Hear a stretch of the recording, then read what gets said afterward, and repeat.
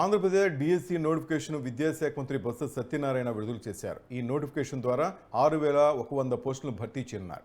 2,280 ఎస్జీటీలు, 2,299 school అసిస్టెంట్లు, 1,264 టీజీటీలు, 215 పీజీటీలు, 42 principles పోస్టులకు notification విడుదలయ్యాయి. ఈ రోజు నుంచి ఫిబ్రవరి 21 వరకు ఫీజు చెల్లింపుకు గడువు ఇచ్చారు.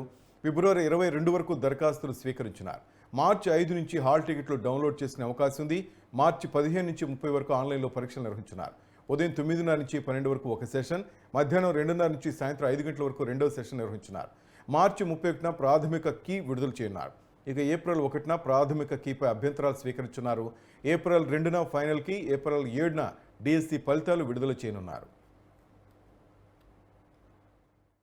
184, అనంతపూర్లో 279, కర్నూలులో 671. ఇవి మొత్తం ఈ పోస్ట్ ఇవన్నీ. ఇవన్నీ కాకుండా పీజీటీలు, పోస్ట్ గ్రాడ్యుయేట్ టీచర్స్ వచ్చి 215, ప్రిన్సిపల్స్ వచ్చి 42.